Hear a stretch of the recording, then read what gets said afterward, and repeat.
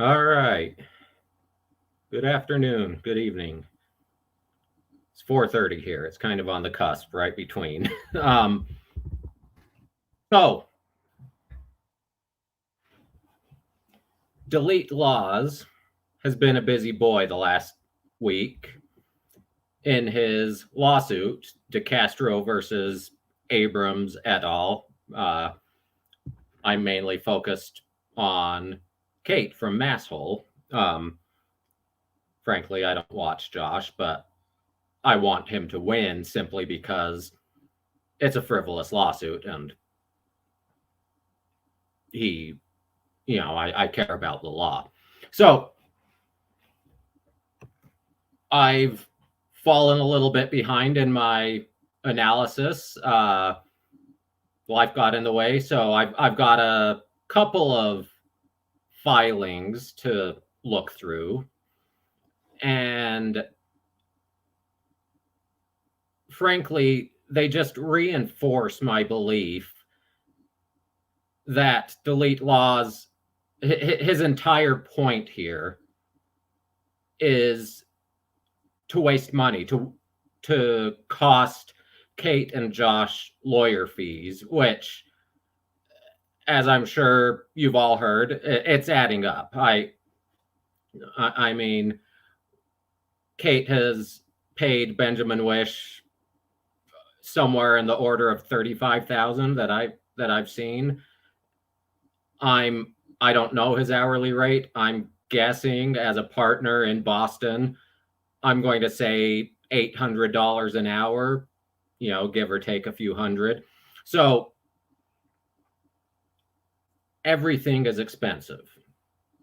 And with that, I'm going to jump in without too much more waffling because Kate is going live 7:30 my time, 9:30 Eastern. So I'm going to do my best to finish and have time for, a snack and stuff before Kate starts. There's no guarantee because there's a lot to cover. So, first thing, we have this was filed on November 14th. The motion to correct record, points and authorities. So we discussed, I think, last time how Delete Lawz filed a incomprehensible motion with no support, asking the judge to find that he really, really had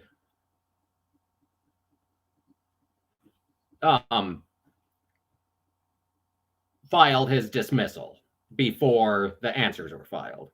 So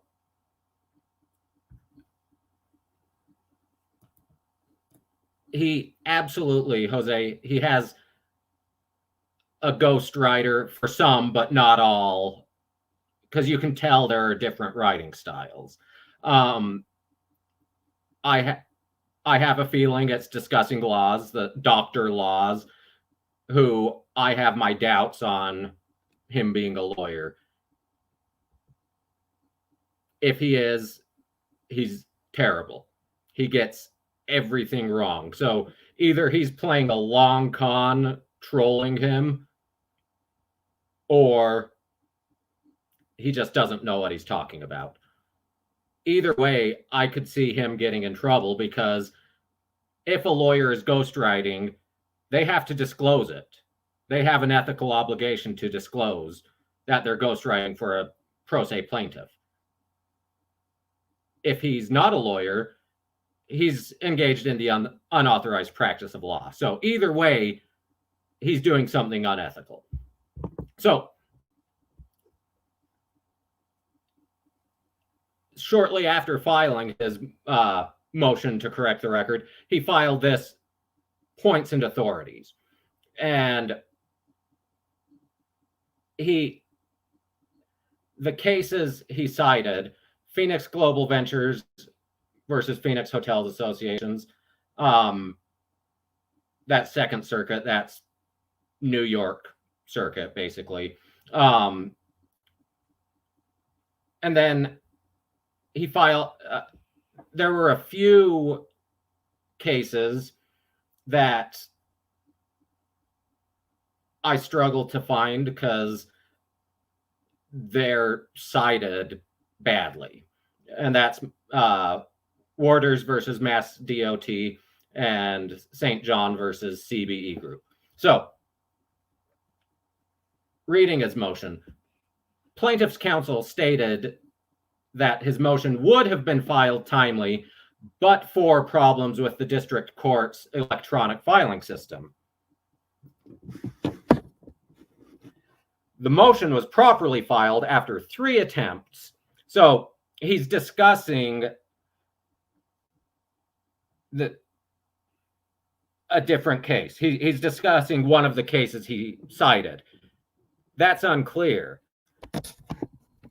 It looks like he's laying out the facts of his case. So it says the motion was properly filed after 3 attempts, which caused the motion to be made 1 day late.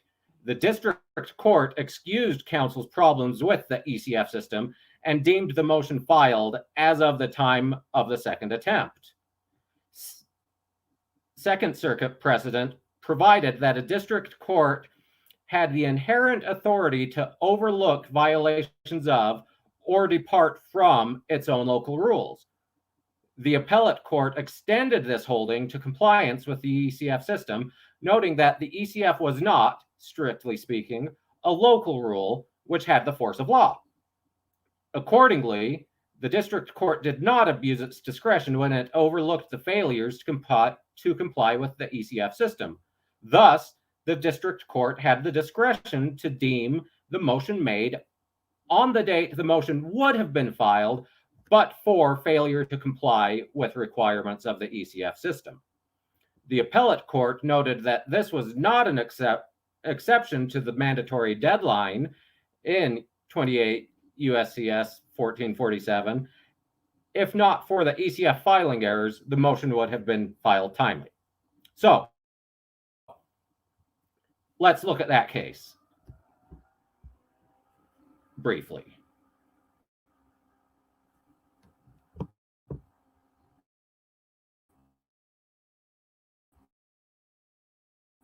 That being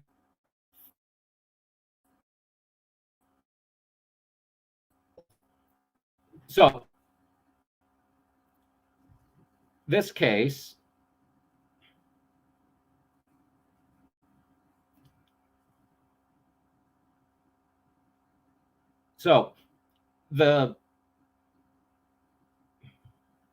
let's see.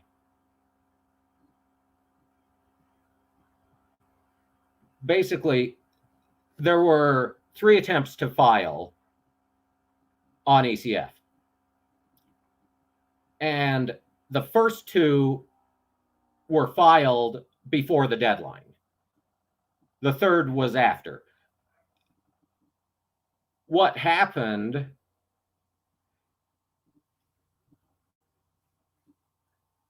I had this highlighting, but the window reset.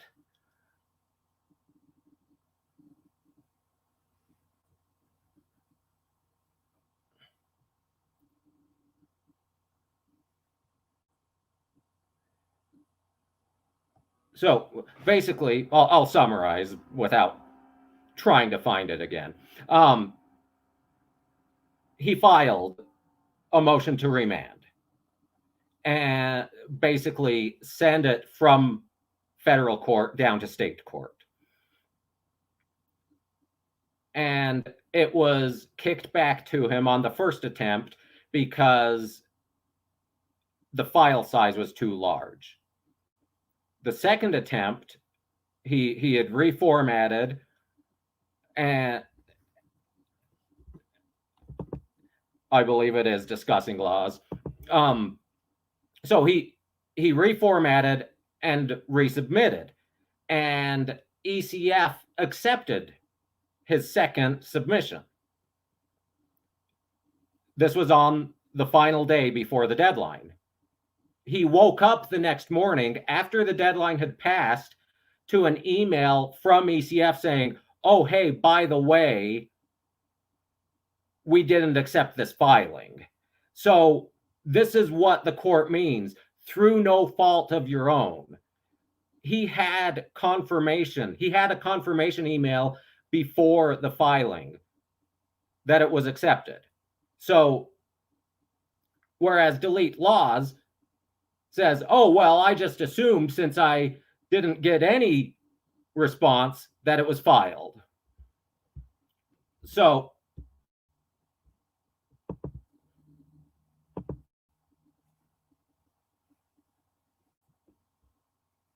let's move on.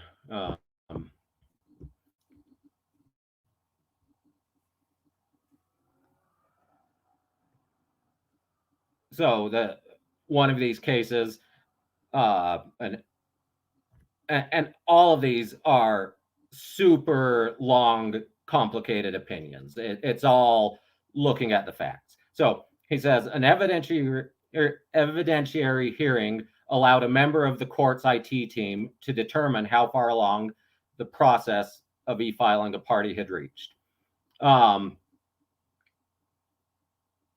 That, once again,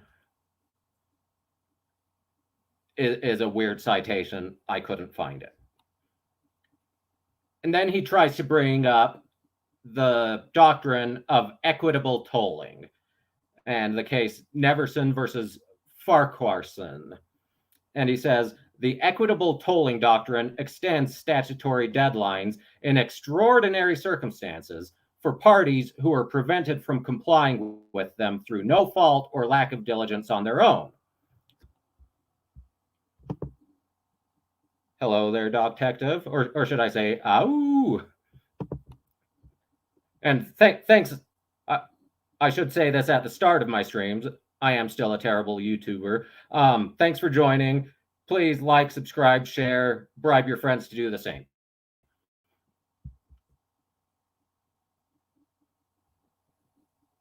Let's see.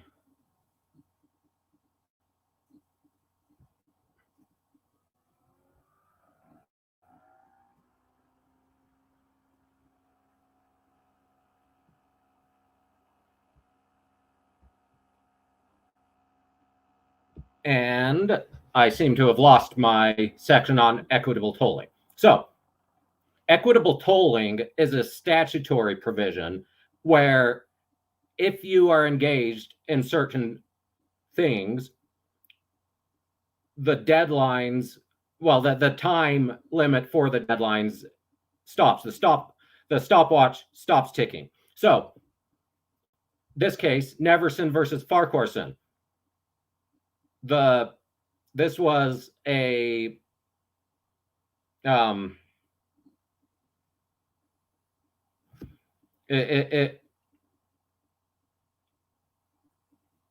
I'm having a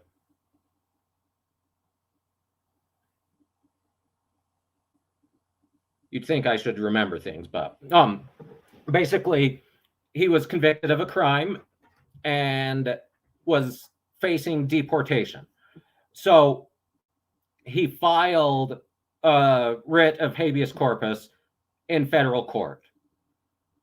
And that was denied. And then he tried filing another habeas corpus, but that was denied as untimely. And he tried to say, well, hang on, equitable tolling.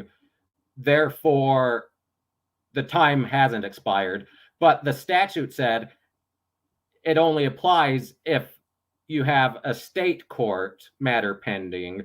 That tolls the time limit, whereas federal isn't in the statute, so it doesn't count. So I have a hard time thinking that the court is going to extend equitable tolling to something outside of the statute, but also something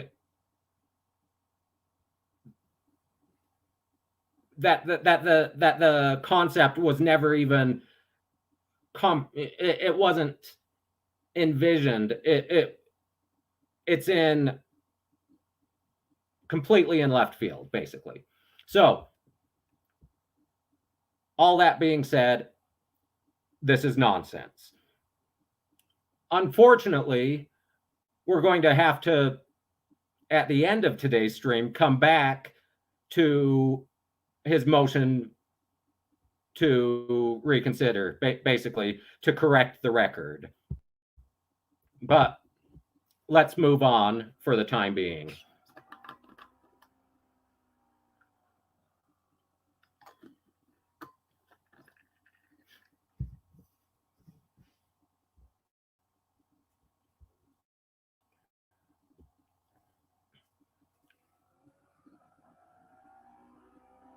So, this is the defendant's response to plaintiff's notice of dismissal. If you remember, in the judge's ruling, she made a docket entry saying, I received their answers and counterclaims. Therefore, plaintiff may only dismiss with plaintiff's permission, with their consent. And both Josh and Kate responded with a single document. It was submitted by Joshua Garrick, signed by both him and Benjamin Wish, saying they don't consent.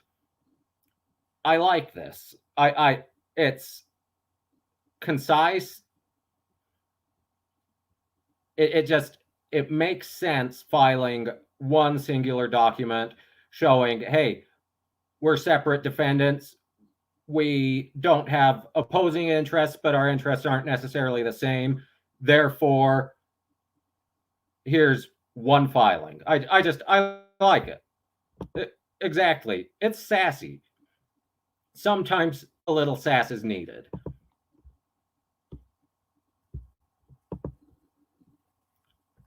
So with that, we move on to the first amended complaint. This is where things get dumb, for lack of a better word.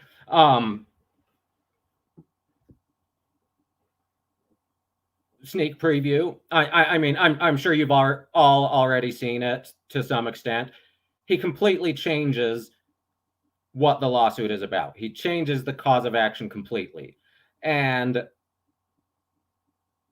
this is so out there.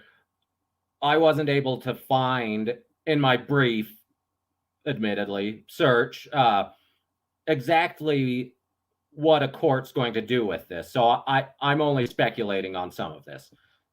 So, First Amendment complaint. Plaintiff, Jose DeCastro. Plaintiff, I or my.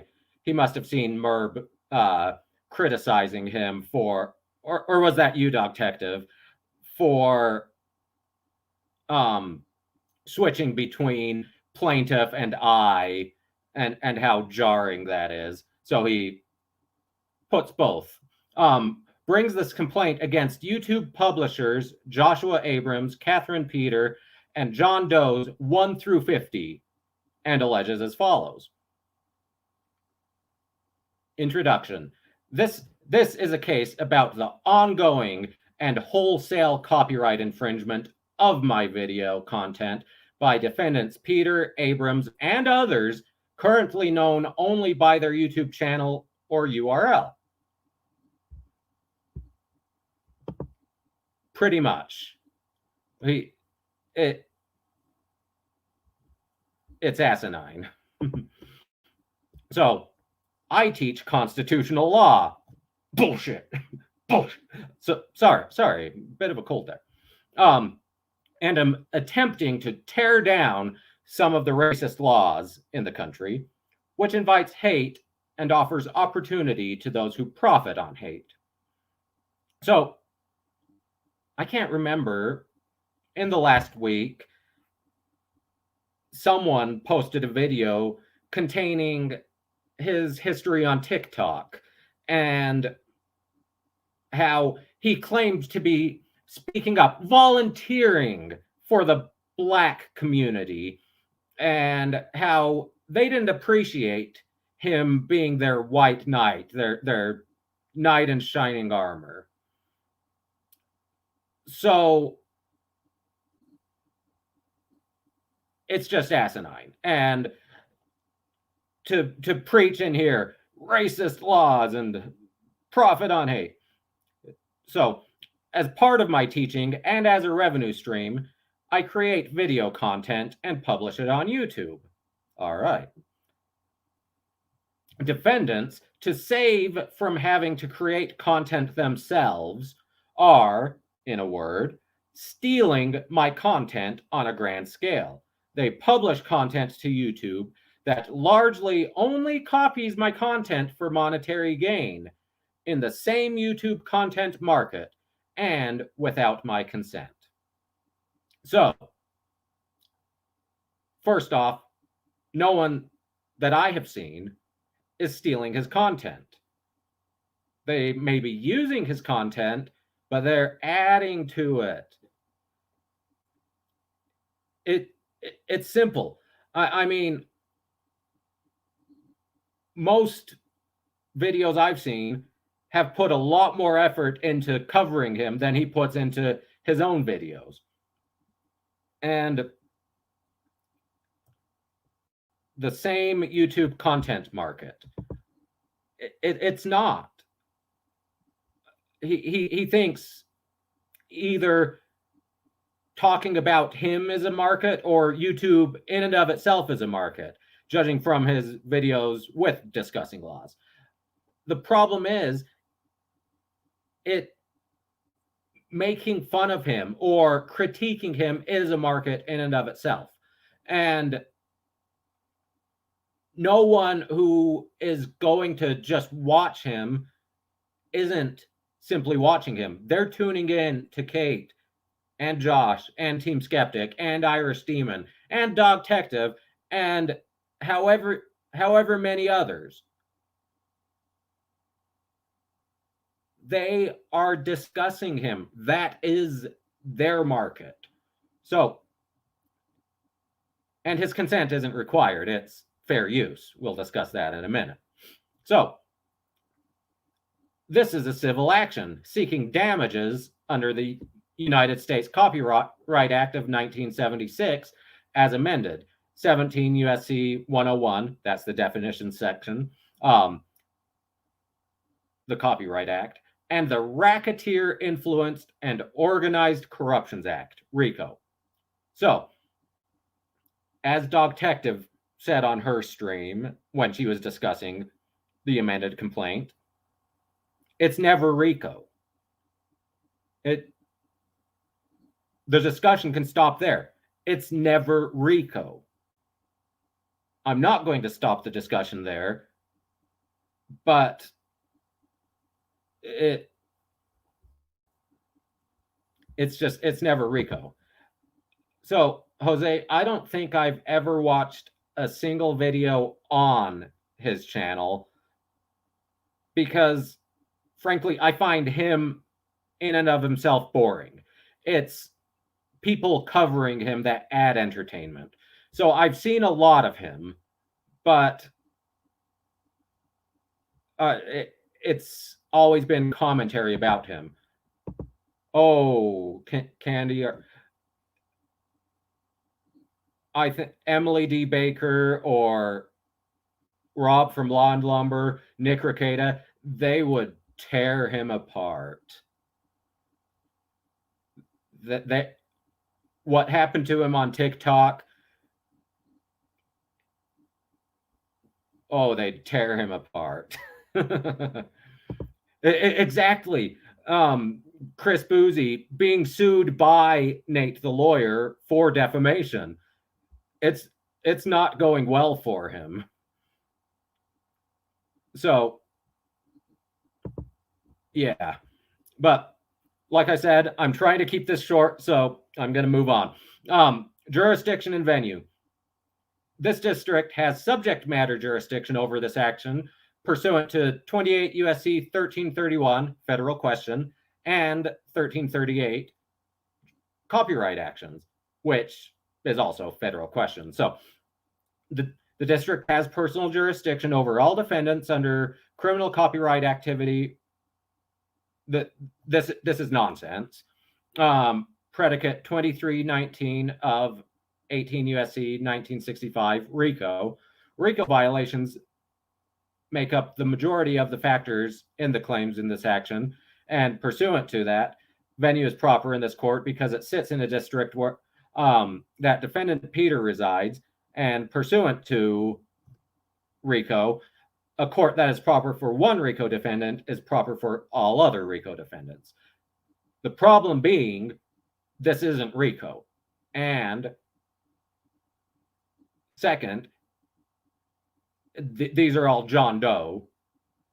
And third, we'll get to it, but he doesn't allege any facts that would make this RICO. So he's going to fail trying to bring in John Doe 1 through 50. So parties, I, Jose DeCastro, am an individual residing in Santa Monica, California. Defendant Catherine Peter is an individual and a YouTube publisher residing in Massachusetts. And Joshua Abrams also resides in Massachusetts. So I can only identify defendants, John Doe's 1 through 50, YouTube publishers by their YouTube channel URLs. Now, here's the first problem with this. And really, it's where discussion ends. He doesn't identify those URLs or channel names. I mean, how are you going to rope them in if you don't even include the bare minimum identifier? Yeah, you may not have their names, but you admit you have their channel URLs, you have their channel names, so include them.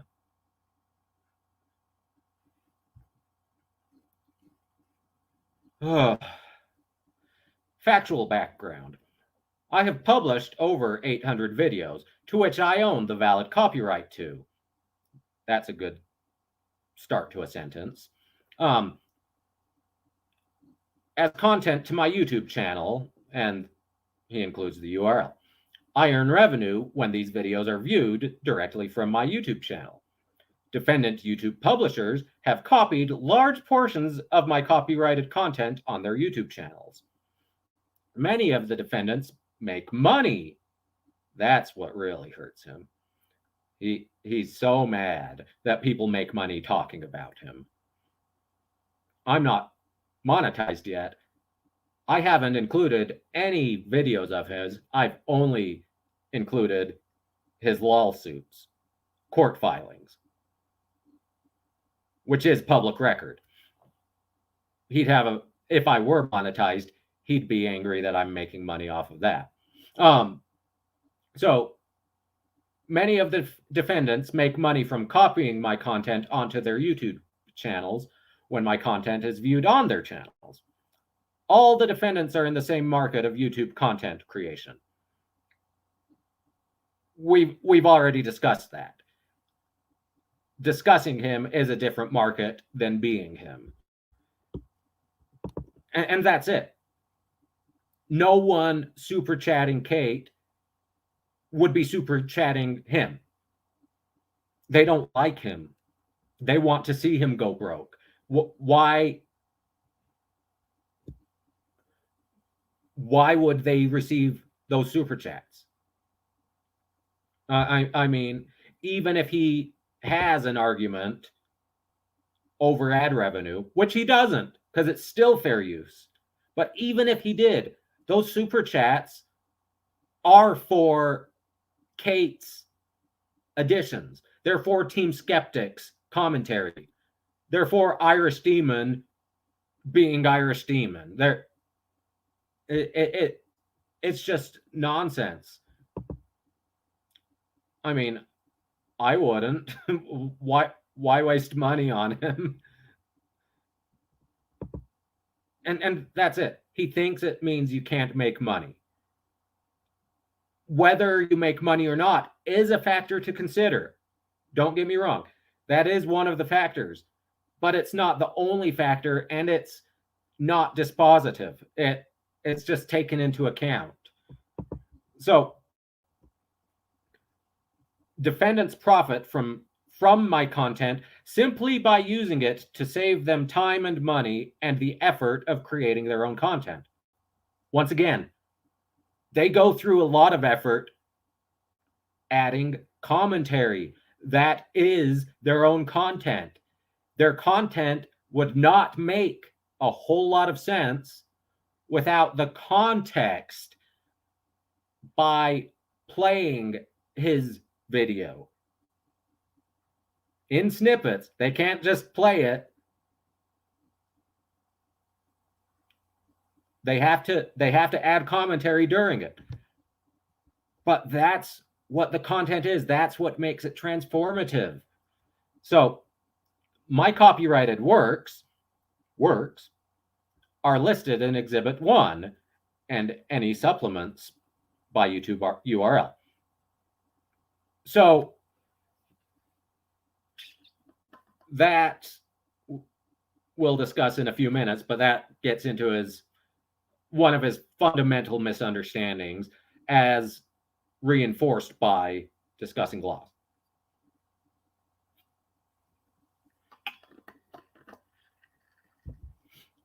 So, count 1, copyright infringement. The allegations contained in paragraphs 1 through 19 are hereby re-alleged as if fully set forth herein. I am the owner of the valid copyright of the works. The works are original work of my authorship. Defendants copied and distributed constituent elements of my works. At no time did I authorize, permit, or consent to defendants' distribution of my works, expressly or otherwise. As a result of the foregoing, defendants violated my exclusive copyright to A, reproduce its works in copies in violation of 17 U.S.C. 106 sub 1 and 501, and B, distribute copies of the works to public by sale or transfer of ownership or by rental, lease, or lending in violation of 106 sub 3 and 501. C, so this is basically going through the elements of copyright violations from this is the law. So perform the copyrighted works in violation of 17 U.S.C. 106 sub 4 and 501 by showing the work's images in any sequence and or by making the sounds accompanying the works audible and transmitting said performance of the work by means of a device or process to members of the public capable of receiving this display as set forth in the definitions section of perform and publicly perform, and D, display the copyrighted works in violation of 106 sub 5 and 501 by showing individual image of the works non-sequentially and transmitting said display of the works by means of a device or process to members of the public capable of receiving the display as set forth in definitions. And defendants' infringements were committed willfully within the meaning of 504 C sub 2. So, and that's it. There's a lot of effort. A lot of effort goes into covering him. And yes, sometimes they do just turn it on and comment, but you know, he makes the argument, I've spent 20 years studying constitutional law. That's my preparation for a video. Well, people covering him, yeah, they may just turn it on and cover it, but they've spent a lot of time preparing for the coverage and don't have to prepare for every new stream. So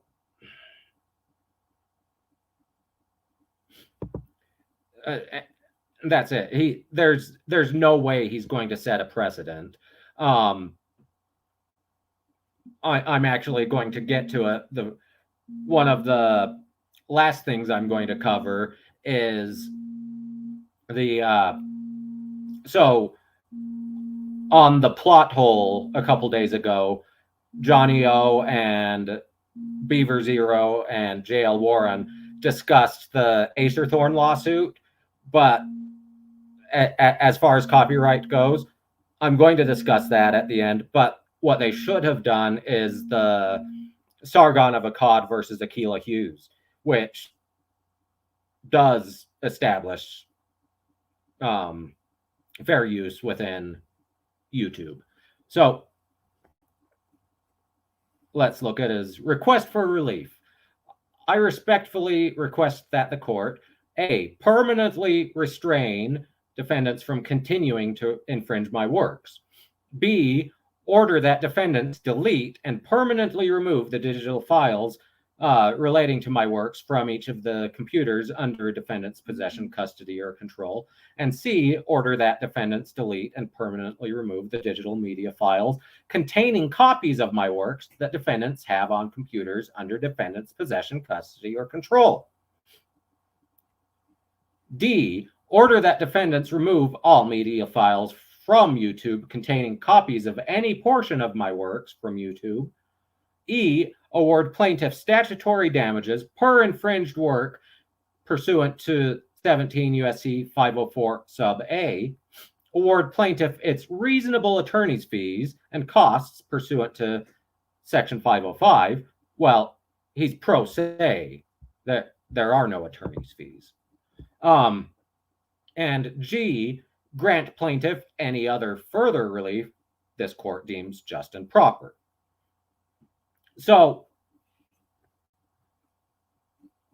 and then certificate of service and Exhibit 1, the URL to every one of his YouTube videos. So, what's going to happen with this? Before I discuss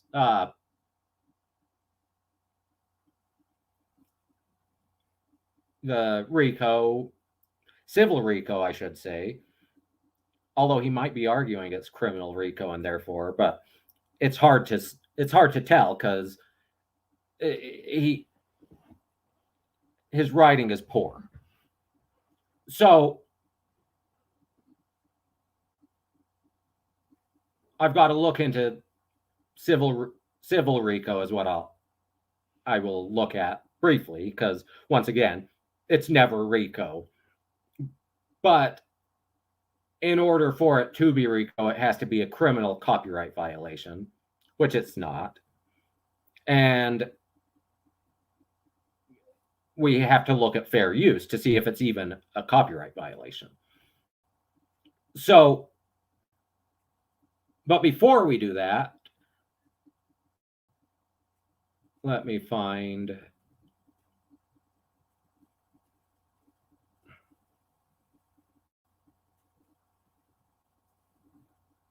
Let's see, I forgot to add these.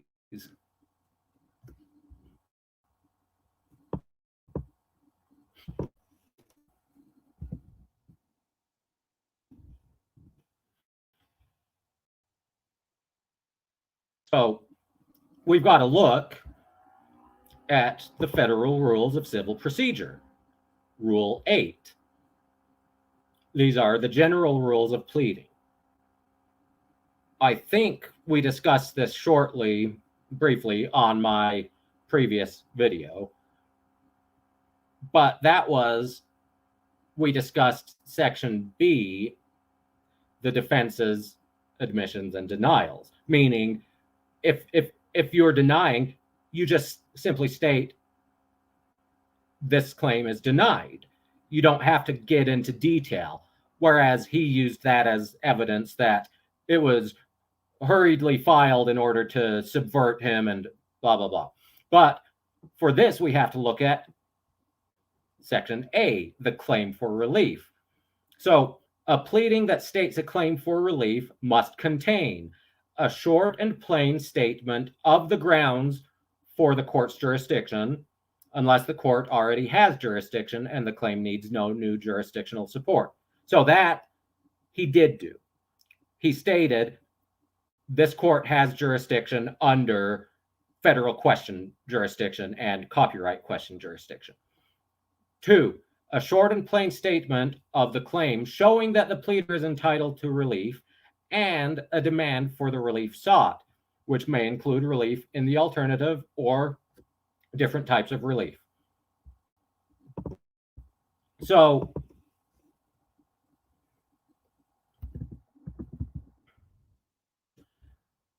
for this, we need to look at Iqbal versus Ashcroft. This is the most recent case from 2009. It's often cited in support of Bell Atlantic versus Twombly from a couple years before that.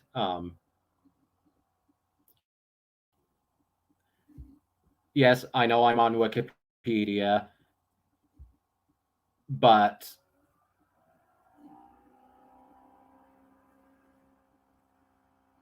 this is like, you spend a lot of time on this in law school. So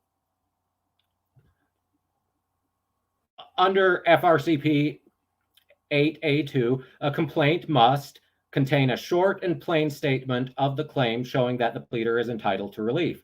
Detailed factual allegations are not required.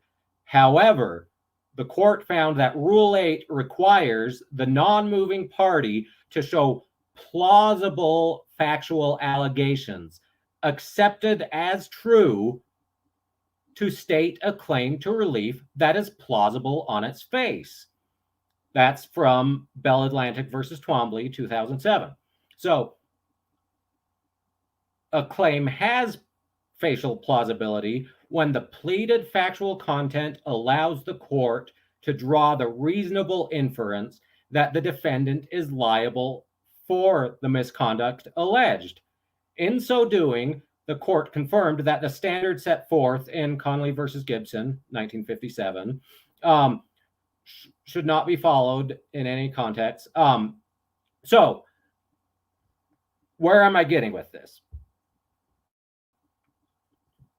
In looking at the complaint, the amended complaint, you have to be able, under what he's pleaded, you don't have to have the whole case or the whole set of facts, but there have to be enough facts to determine a copyright violation occurred. There isn't.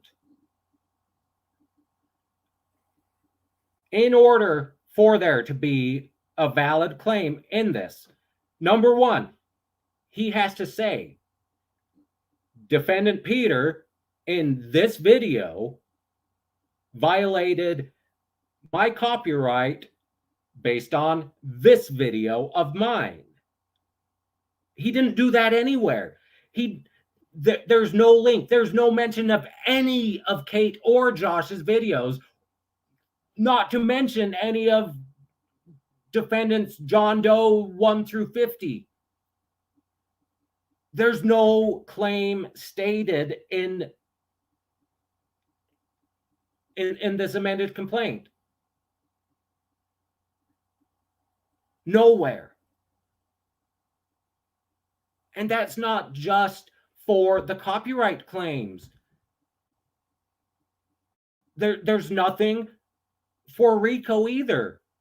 He says there's RICO. He doesn't even lay out the factors for RICO, and he doesn't say why it's RICO. There's absolutely nothing there. So what's going to happen, assuming they get to this, because we don't know what he's aiming for yet, other than costing Kate and Josh lawyer fees. What's going to happen, let's go back to the Federal Rules of Civil Procedure. And I'm sure of you have seen this rule. Rule 12, specifically Rule 12b-6. So, every defense to a claim for relief in any pleading must be asserted in the responsive pleading if one is required. So that would be in the answer. But a party may assert the following defenses by motion, meaning you can file a 12b-6 motion to dismiss before you file your answer. So this would be a motion to dismiss for 12b-6, failure to state a claim upon which relief can be granted. So there is no claim for which relief may be granted. If the court gets to the point where they look at this, they will grant a 12b-6 motion. I mean, I'm sure Benjamin Wish and Joshua Garrick will spend more time than this, but a sufficient 12b-6 motion could be written in under 30 minutes, is how deficient this complaint is, this amended complaint. And Alpha Fox Adam, I saw that. He claims to be in an LLM program. That's not evidence he's a lawyer, because there are certain LLMs you can be enrolled in without a law degree beforehand. And I don't know what alleged LLM he claims he's in, but this isn't evidence he's a lawyer. Besides which, even if you have been to law school, you can do the LLM before you do the bar. It generally is. It's after the JD usually. He claimed that there isn't a doctorate, a terminal degree in law, which he was wrong on that too, because there are PhDs in law, and there's also the JSD or SJD. It depends on the school, what order that's in. But that's the doctor in something. Basically, it is the PhD level terminal law degree. So either way, my guess is that this is easily dismissed on a motion for summary, or 12b-6 motion. But let's look, for the sake of it, at fair use. So I'm looking at, this is copyright.gov, the U.S. Copyright Office Fair Use Index. So this is a useful website because not only does it discuss fair use, but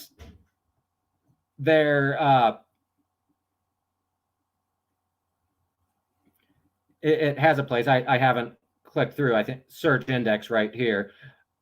For those of you who are worried whether you are engaging in fair use or not, you can search the index here on this website, and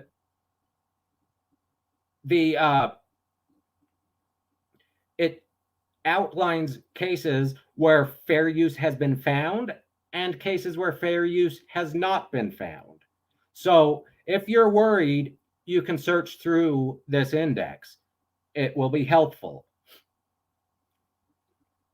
So let's just read through what the U.S. Copyright Office says fair use is. So it's a legal doctrine that promotes freedom of expression by permitting the unlicensed, meaning without permission, use of copyright protected works in certain circumstances. Section 107 of the Copyright Act provides the statutory framework for determining whether something is a fair use and identifies certain types of uses, such as criticism, comment, news reporting, teaching, scholarship, and research as examples of activities that may qualify as fair use. Section 107 calls for consideration of the following 4 factors in evaluating a question of fair use. So, discussing Lawz said to Delete Lawz, well, fair use isn't settled. I don't believe fair use even exists. It's just a defense. It's not. It's statutory. It's Section 107 of the Copyright Act. So the 4 primary factors: the purpose and character of the use, including whether the use is of a commercial nature or is nonprofit. So courts look at how the party claiming fair use is using the copyrighted work and are more likely, but this isn't dispositive. This doesn't mean yes or no, but they're more likely to find that nonprofit, educational, and non-commercial uses are fair. Well, even Kate and Ira Stamen and Team Skeptic, they may be for-profit, but it's educational. So they still probably satisfy this first factor. But once again, you don't have to satisfy all of them completely. It's a balancing act. So this does not mean, however, that all nonprofit education and non-commercial uses are fair and all commercial uses are not fair. Instead, courts will balance the purpose and character of the use against the other factors below. Additionally, transformative uses are more likely to be considered fair. Transformative uses are those that add something new, such as commentary or criticism, with a further purpose or different character, and do not substitute for the original use of the work. Once again, if you want to watch Delete Lawz, you watch Delete Lawz. If you want to watch criticism of Delete Lawz, you're going to watch Kate or Team Skeptic or Irish Demon or The Plot Hole or, John Doe 1 through 50 or Dog Detective. It's ridiculous. So, second factor, the nature of the copyrighted work. This factor analyzes the degree to which the work that was used relates to the copyright's purpose of encouraging creative expression. Thus, using a more creative or imaginative work, such as a novel, movie, or song, is less likely to support a claim of fair use than using a factual work, such as a technical article or news item. In addition, use of an unpublished work is less likely to be considered fair use. So, when Chili argues, well, I'm just going to add commentary before and after the movie Transformers and then play Transformers in the middle, that isn't fair use. And one of the reasons is that is a creative or imaginative work. That makes it less likely. Whereas commenting on his YouTube videos, so it's less likely to support a claim of fair use than using factual work such as a technical article or news item. So while I wouldn't say his videos contain a whole lot of facts, it is a news item. Talking about him is a news item. So it's not comparable.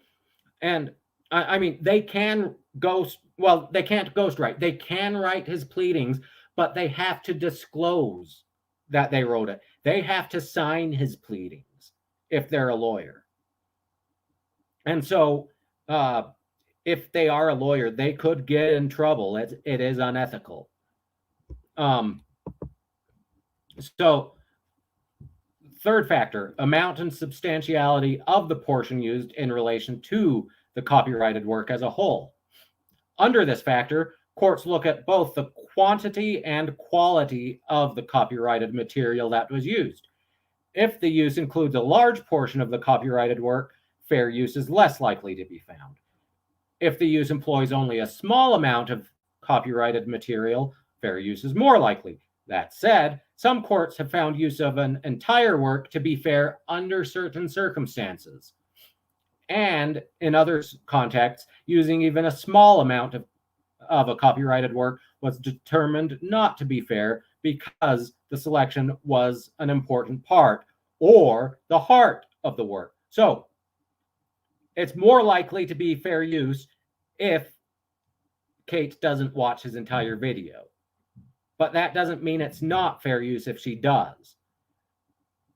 You may look at a factor like what percentage of Kate's video did it make up, for example.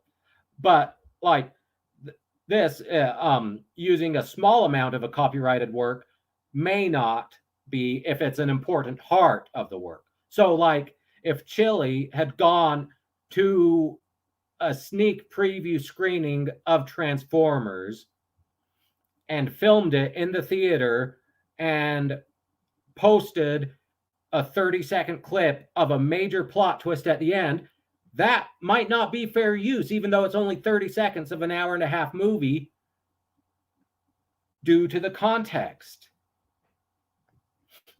So the final factor that courts usually look at is the effect of fair use upon the potential market for or value of the copyrighted work. Here, courts review whether and to what extent the unlicensed use harms the existing or future market for the copyright owner's original work. In assessing this factor, courts consider whether the use is hurting the current market for the original work, for example, by displacing sales of the original, or whether the use could cause substantial harm if it were to become widespread. So, once again, the market criticizing Chili is separate from him. He's a separate market. His content is Delete Lawz. Kate and Josh and Team Skeptic, and their market is making fun of Delete Lawz. People tune into them for their discussion about him. So, once again, I don't think he meets any of these factors. So, in addition to the above, other factors may be considered by a court in weighing a fair use question, depending upon the circumstances. Courts evaluate fair use claims on a case-by-case basis, and the outcome of any given case depends on a fact-specific inquiry. This means that there is no formula to ensure that a predetermined percentage or amount of a work or specific number of words, lines, pages, copies may be used without permission. So, once again, I'm not a copyright lawyer. If you want better information on copyright law, go watch Lawful Masses with Leonard French. He's great. In fact, he discussed the Acerthorn case that I'm going to discuss toward the end. But based on my reading, all of this is fair use. And that's it. It's YouTube in and of itself is not a market. I mean, even you slice off all the non-Delete Lawz related content as irrelevant, and even that isn't a market. There's a market in making videos supporting him. So if Discussing Laws makes a video supporting Delete Lawz by using Delete Lawz videos, that's a separate market from Kate and Josh making fun of him. So it's just, to me, it's asinine. So Delete Lawz has also discussed suing YouTube. For what? I'm not quite sure yet. I think it's for copyright as well. Although in his original complaint, he made mention that, well, they're not following their terms of service because they're allowing defamation on their website. So this is the fair use. Well, no, sorry. This is the DMCA, Digital Millennium Copyright Act, safe harbor notice and takedown system. He has no understanding of this. He has absolutely no understanding. So basically, this flow chart shows what YouTube is required by the DMCA to do if there is a copyright claim. They receive notice. That's Delete Lawz filing a copyright takedown request with YouTube. YouTube removes access to the disputed video and notifies the user. The user may file a copyright request. And then either the video is restored or Delete Lawz has to sue. So he has a fundamental misunderstanding of this. Because number one, YouTube is complying with this. They may have suspended his ability to frivolously do this at this time, because filing 200 or however many false takedown requests is going to draw more scrutiny to you. And frankly, it may end up resulting in an ace or thorn situation, which I'll discuss later. So basically, this has to be done with every video. And the initiate court action step, he just doesn't understand that. He has to sue on that individual alleged copyright infringement. He thinks because he listed all of his videos in his amended complaint against Kate and Josh, that means they're in litigation, and therefore YouTube can't let anyone do videos commenting on them. That's not how it works. He has to sue Kate and Josh on each individual video. It can all be in one suit, but he has to make each alleged copyright infringement.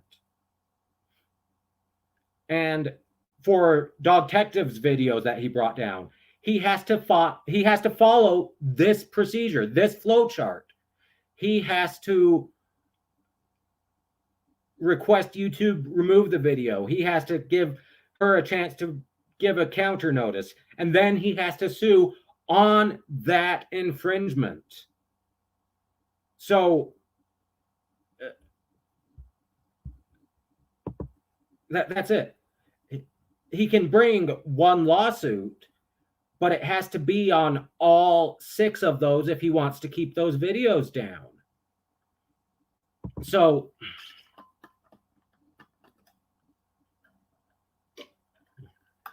and once again, this is all on the advice of Discussing Laws. They're on video talking about it. I don't know if that video is still up, but Johnny O, the plot hole, they have a video listening to them discuss it. It's ridiculous. So that's the Acer Thorn case. Like I said, I'll get to that.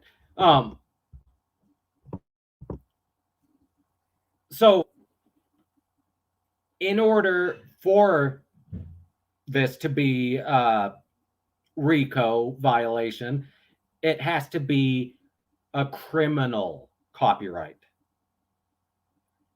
This isn't criminal. But let's just look how this is from justia.com. how does the federal government decide to criminally prosecute if you have received a cease and desist letter noting criminal penalties for willful infringement? You may be wondering how the federal government decides whether to criminally prosecute someone for criminal copyright infringement. The government makes these decisions carefully. The stated policy is that all meritorious claims that fall into the parameters of the statute should be seriously considered for prosecution. The two biggest factors that federal prosecutors consider are the seriousness of the offense and the likelihood of successful prosecution. The seriousness of an offense depends in part on the number of copies of and the worth of them. Federal prosecutors are encouraged to give special attention to infringers who are successfully sued civilly and yet continue to infringe. The success of a prosecution depends on whether there are evidentiary or legal issues and how likely it is a prosecutor will be able to explain them away or successfully advocate in spite of them. So,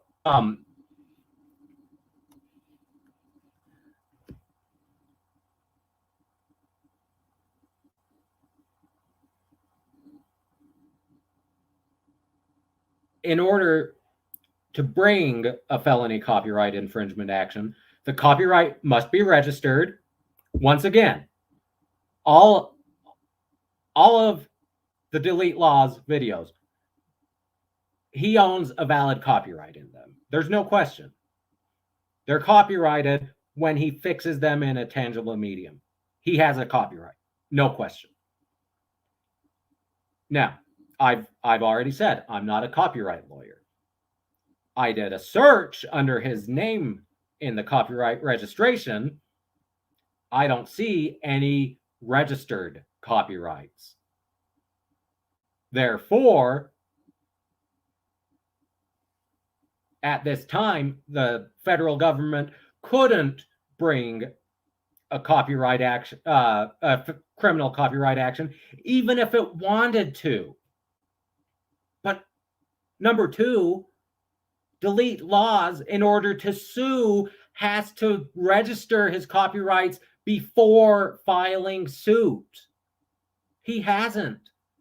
That's another reason why this will be 12b6, dismissed.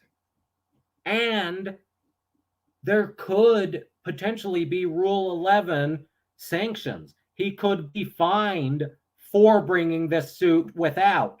I mentioned Leonard French. He covered a copyright troll attorney whose name I can't remember off the top of my head, but he covered him for years, and he was finally disbarred.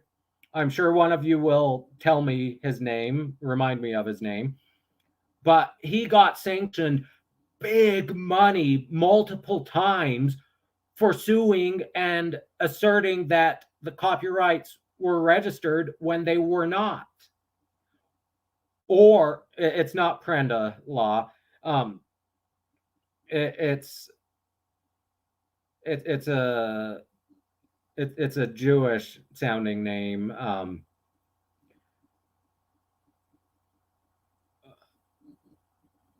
I'll know it if one of you posts it. I can't think of it off the top of my head. But he was even fined for filing suit and then registering. So this could result in Rule 11 sanctions. So I just, Leibowitz, that's it. Thank you, Alpha Fox Adam. It's Leibowitz. So, and once again, go watch Leonard French. His videos are great. He knows a lot more about copyright law than I do. That's one of the reasons, in addition to life getting in the way, that I was slow getting all this out.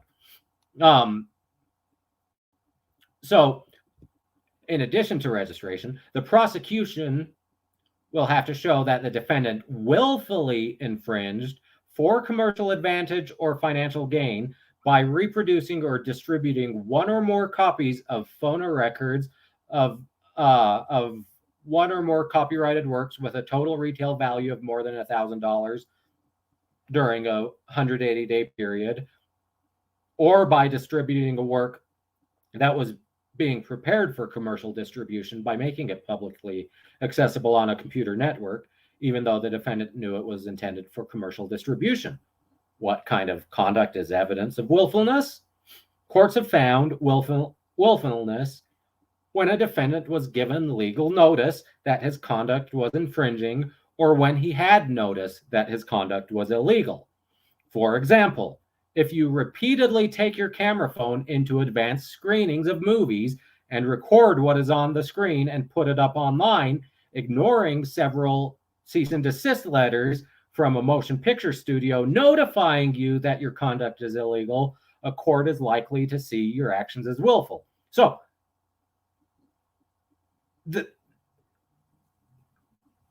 even if Kate and Josh are found to have violated the copyright, which I don't think they have, it was not willful, because they will bring a fair use defense, and if they had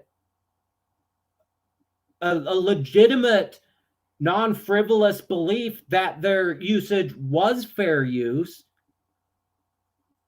how could it be willfully infringing? So, and that's it. Napster is the first thing I thought of. LimeWire, Kazaa, Morpheus, BitTorrent, but it could also be playing Transformers on YouTube, the whole movie without comment. So,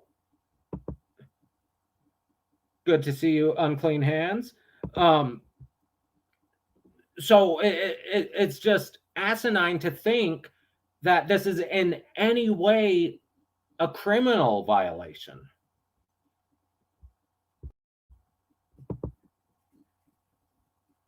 So, but let's look at this is Jenner and Block practice series. So this is sort of a lawyer instruction manual, and it's a guide to civil RICO litigation in federal courts.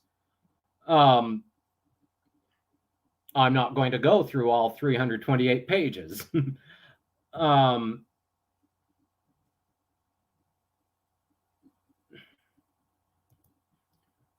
So we'll look at the overview, and then we'll look briefly at what an organization is for this.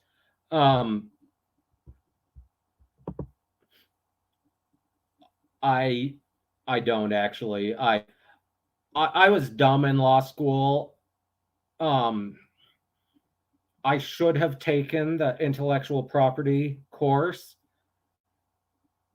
but I don't qualify based on my undergrad or master's for the intellectual property bar, basically the patent bar, which you need a science degree or sufficient science classes for. So I just, in my mind, until like my last semester, I never even considered copyright and trademark, which is a significant portion of that class. And I'm like, well, that was dumb of me. I should have taken it. So I only in law school covered what was done in the property law class, which is the required first year class. But yeah, so RICO. Congress passed RICO in 1970 as part of a comprehensive legislative package aimed at combating the influence of organized crime on interstate commerce. Congress described RICO as an act designed to prevent known mobsters from infiltrating legitimate businesses. And actually, Alpha Fox Adam, so I wouldn't get a new copy. Law books are expensive. If you were to look up the Aspen series of they're the examples and explanations books. Basically, in law school, you're required to get the case textbooks, which have the case law that you go through, but they're only cases. Usually it's dense, but it's what you read for class. You get the examples and explanations, which sort of explain the actual law to you and sort of follow the outline of the books. And I don't know if there's one for copyright exclusively or if it would just be the intellectual property book, but it might be good. Or Coursera has a free copyright course. That might be good too. So RICO outlaws 4 types of activities. Number 1, Section 1962A prohibits a person from investing in an enterprise any income derived from a pattern of racketeering activity. Section 2 prohibits a person from using a pattern of racketeering activity to acquire or maintain control over an enterprise. 3, it prohibits a person from conducting the affairs of an enterprise through a pattern of racketeering. I think that's the section Delete Lawz is going on, but it might be Section 4, which prohibits a person from conspiring to violate Section 1962 A, B, or C. So racketeering activity is an element common to all of RICO's prohibitions. Congress defined racketeering activity to include a variety of state and federal predicate crimes. Copyright violations is actually one of the predicate federal crimes, but it has to be criminal for starters. And it has to be in furtherance of a racketeering activity. So RICO is not violated by a single short-term episode of racketeering. Rather, there must be a pattern of racketeering activity, meaning long-term organized conduct. Persons convicted of violating RICO's criminal provisions are subject to imprisonment and forfeiture of certain assets. When it enacted RICO, Congress included a civil remedy provision that allows private parties to sue for injuries to their business or property caused by reason of a defendant's violation of RICO. The civil remedy provision requires a plaintiff to prove, number 1, a violation of Section 1962 Prohibited Act, 2, injury to business or property, and 3, that the defendant's violation caused the injury. Most frequently, civil RICO claims are premised on allegations that the defendant engaged in a pattern of racketeering activity by committing numerous acts of mail fraud or wire fraud. There is no mail or wire fraud here. No. But like I said, those are the most common. Criminal copyright violations could be, but we already discussed why it's not in this case. Under the civil remedy provision, a private plaintiff may sue in state or federal court to recover treble damages and attorney's fees caused by a RICO violation. So, number 1, Delete Lawz hasn't pled a RICO violation. He just says he can bring in all the unknown defendants because it's RICO. So you have to actually plead that it's RICO. You have to bring it as a cause of action. He hasn't. And then the last we'll say on that.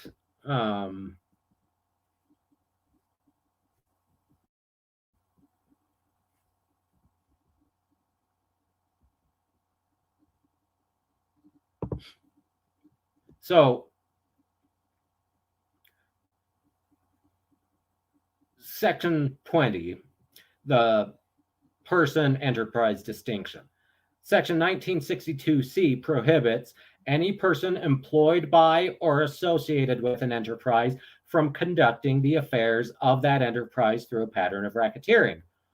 all courts of appeals have concluded that this language means that in a racketeering case, a party cannot be both the defendant person and the enterprise. So basically, Kate, in and of herself, can't conduct racketeering. She isn't an enterprise. So there has to be an enterprise. So the defendant may be a member of a larger organization, in fact, enterprise, without violating the person enterprise distinction, but the defendant must conduct the enterprise's affairs, not merely its own affairs. So basically, Delete Lawz is trying to say that the 50 unknown defendants and Kate and Josh are all conspiring, and they're an organization that are systematically violating his copyright. They're not. They each make their own videos. They're not colluding on which videos to make or how to discuss him. It's just ridiculous. And it is a common practice, but he says in his amended complaint, he only knows them by their YouTube channel name or URL. He didn't include those. So who are they? He hasn't included any information on who they are or why he's suing them. So it's just insufficient altogether. So that's basically all we need for RICO. Because, to quote Dog Detective once again, it's never RICO. So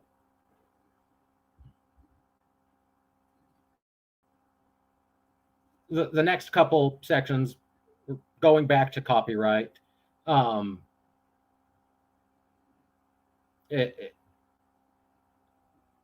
it's all nonsense.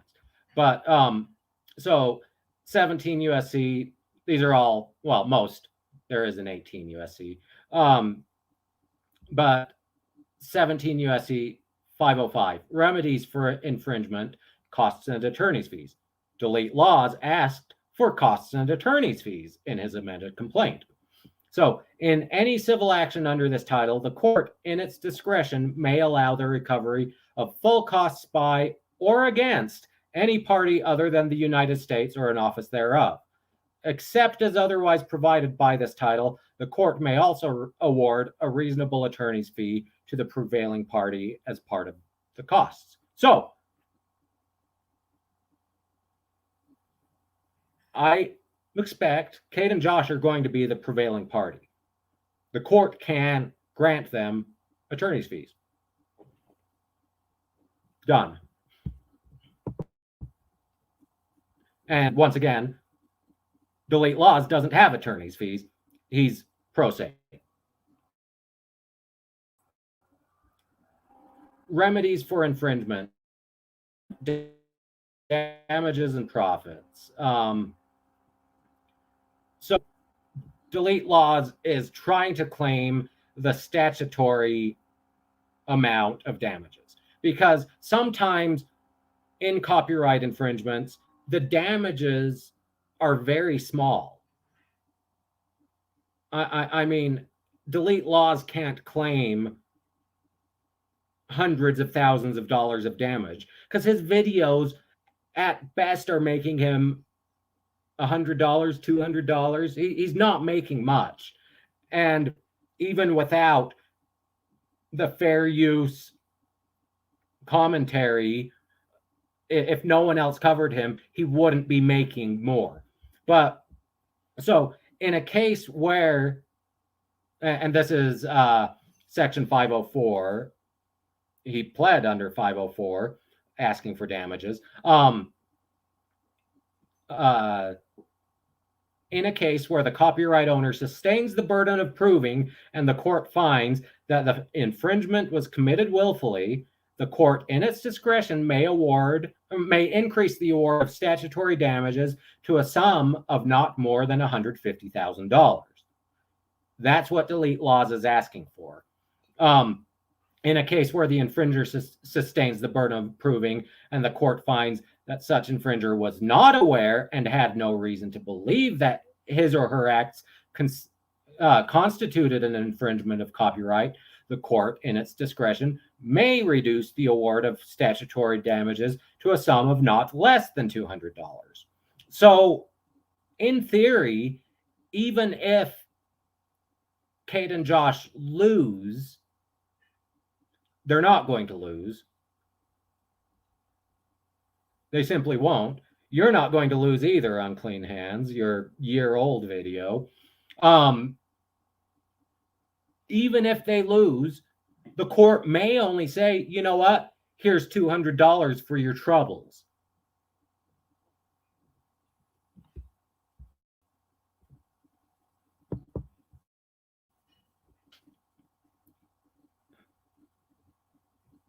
So, this is the whole list of what can be found to be racketeering under RICO. Trust me, copyright is in there somewhere. I had it highlighted, but the highlight disappeared.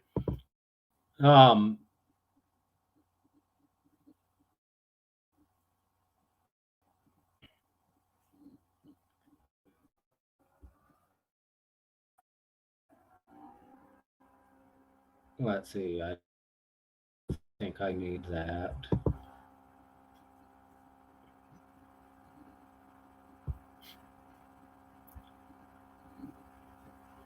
So,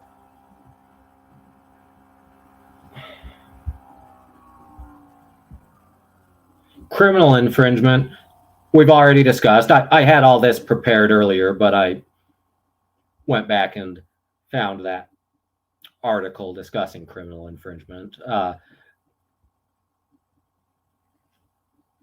But at the felony level, it could be a 10-year felony, but it could also be a misdemeanor. But either way, the terms phonorecord and copies are in the definitions, and reproduction and distribution are also in section 106. So I think we've discussed that sufficiently, though. But 17 U.S.C. 506 is the Criminal Copyright Act, where it says, any person who willfully infringes a copyright shall be punished if the infringement was committed for purposes of commercial advantage or private financial gain by reproduction. We already discussed it. It's so evidence for purposes of this subsection, evidence of reproduction or distribution of copyrighted work by itself shall not be sufficient to establish willful infringement of copyright. That's important. You have to prove it was willful, and the fact that there was reproduction or distribution is not evidence of willful infringement. So it just doesn't exist.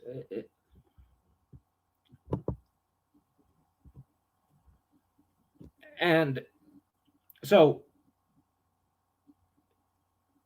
I've heard that is it Jeff Lloyd that allegedly has the trademark to Delete Lawz? The problem with that is it doesn't stop us from talking about it. I can say Delete Lawz all I want, even though it's trademarked.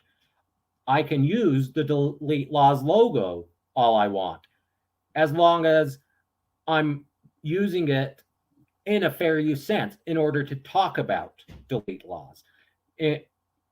As long as I'm not using it for branding. And you've got to look at it. So the Beatles, Apple Music, they held the trademark to Apple. Apple computers, well, they eventually did, but they didn't violate the trademark because computers are a different market than music. So, but they had to have an agreement with the Beatles.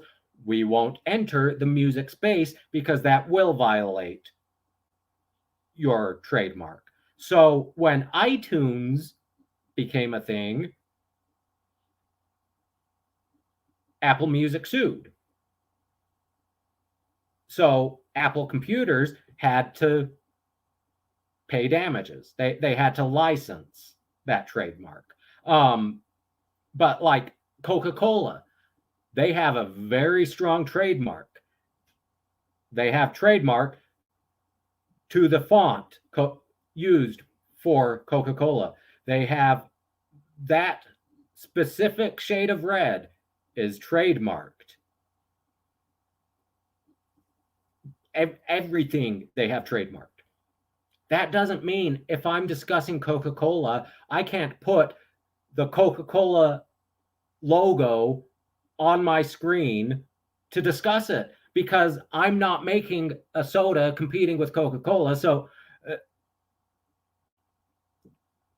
and that's it. You'd have to sue under trademark infringement instead of copyright.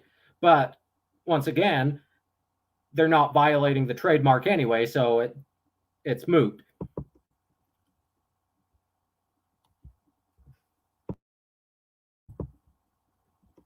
So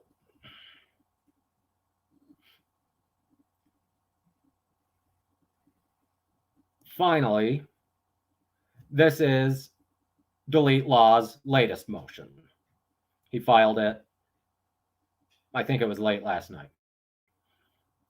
Plaintiff's motion for reconsideration of motion to correct or alternative action, and for extension of time to respond to counterclaim. That's a mouthful. Before we get into it, let's look up a definition. Nunc pro tunc. He says it all the time in this motion, so let's look at it first. So nunc pro tunc is Latin for now, for then. It's a doctrine that permits a court to change records so that they show what actually happened. For example, if a party filed his motion on January 5th, but the clerk's office had erroneously treated it as filed on January 6th, the judge could correct the records to show the right date.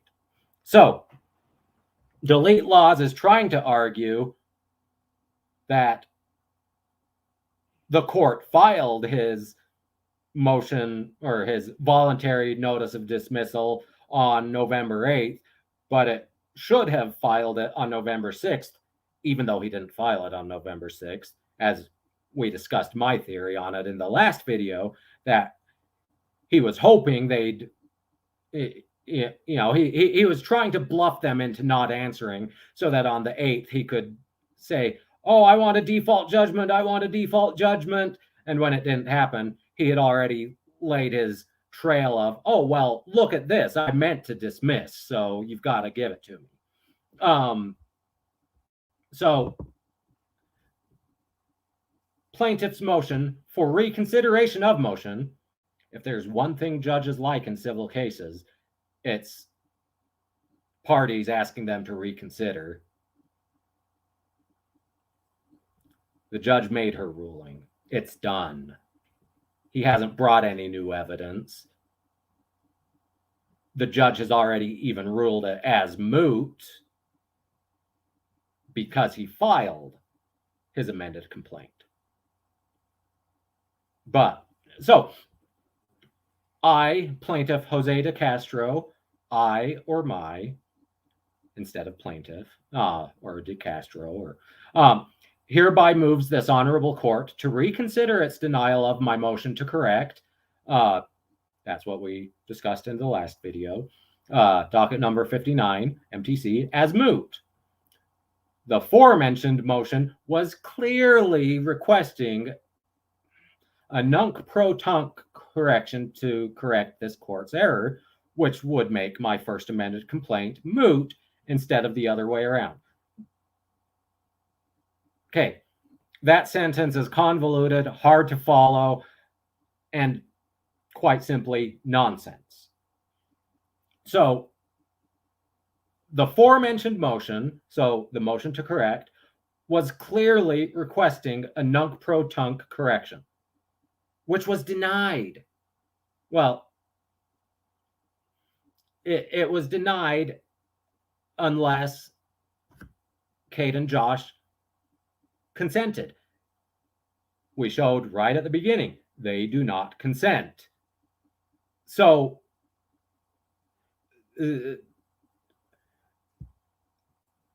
that's it. Clearly. If it's so clearly, why is there no evidence? Why is there no support for it? What you saying clearly does nothing. Everything he says is clearly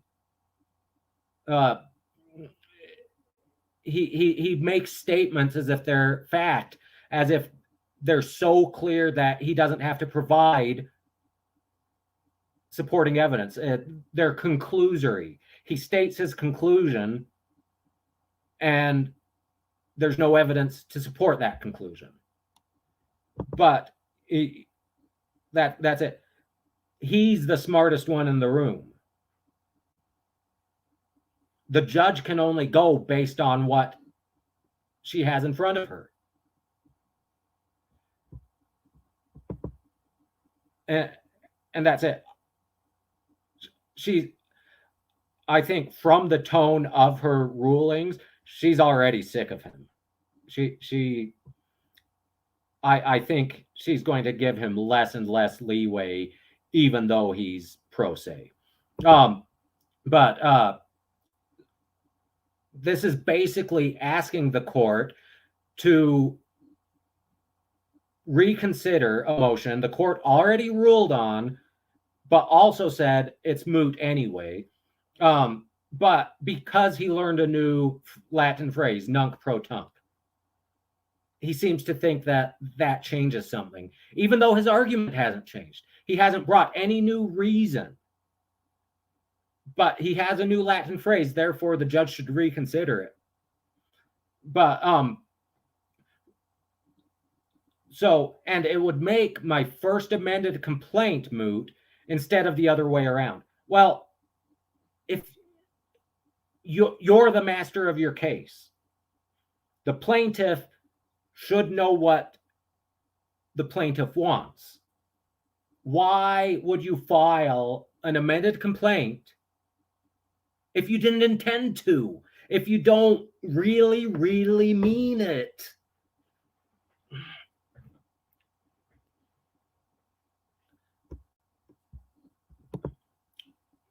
I don't actually watch Audit the Audit, so I couldn't comment on that. And that's it. He's already said it's either a conspiracy or magic, when it could be his incompetence. My money's on incompetence, or him thinking he's smarter than everyone and trying to play games and failing in those games. So in the alternative, we discussed alternative pleading last time. It's where you plead two things that could be opposing positions or not following, but you're allowed to plead in the alternative, where you say, please give me this, but if you don't give me this, will you give me this instead?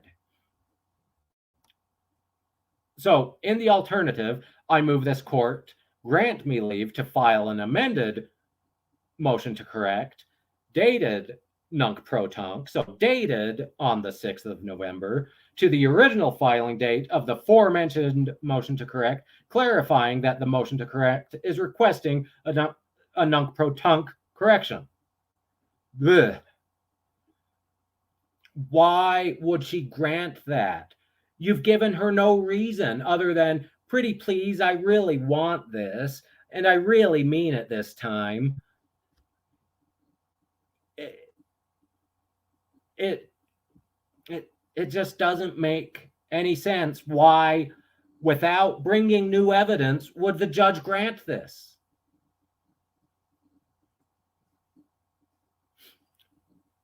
And then plaintiff's motion for extension of time to respond to counterclaim. I hereby move this honorable court to grant an extension of time to allow for at least 21 days after pending dispositive motions. That would be his notice of voluntary dismissal, a dispositive motion. It disposes of the case, including the motion to correct, are decided. I have not prepared a response with the understanding that time was not being told. Okay. His being unprepared because he doesn't understand what's going on isn't an excuse. The court may grant him some extra time.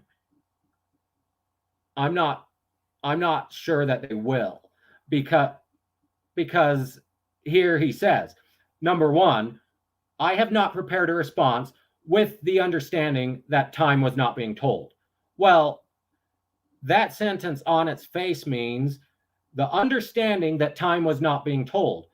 If time is not being told, that means the time is running. The tolling of the time to respond would be what stops it. Time not being told means the clock is running and his 21-day deadline is running, meaning he has until the 28th to file his answer to the counterclaims. And besides which, what gives him the idea?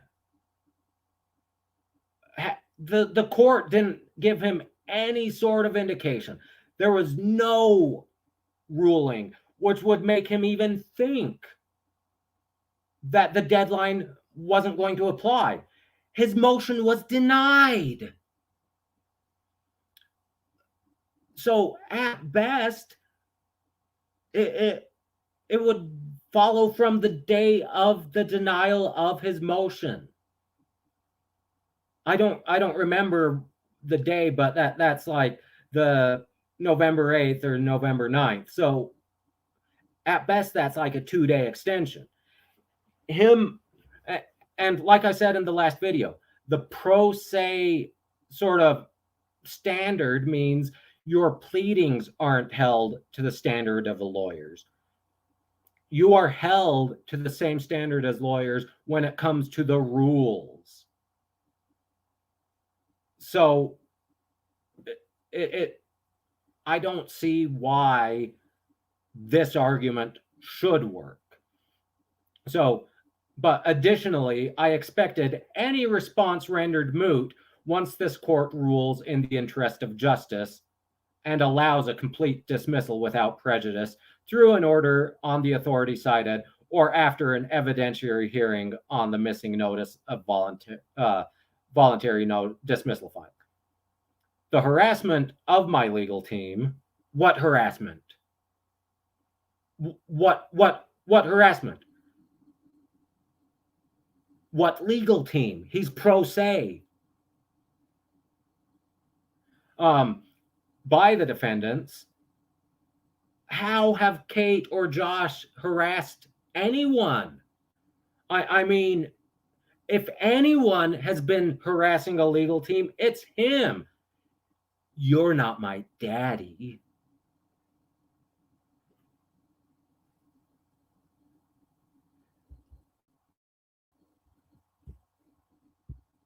Exactly. This is why lawyers keep things confidential. You don't state your strategy. It's asinine. But he also, as I've said, he has stated on video, I don't care if I win or lose. I just want to run up as many legal fees as possible. So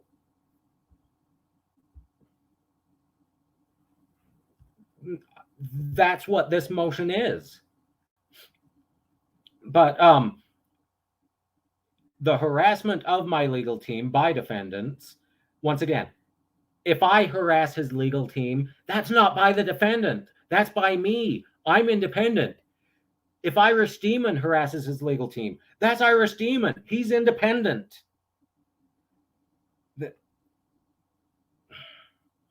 But has also affected things. The harassment has also affected things. I filed the amended complaint to clarify things so as not to waste the party's time dealing with things that were not going to be decided in this action, not the opposite. He filed the amended complaint to clarify things. No, he filed the amended complaint to make them defend an entirely different claim.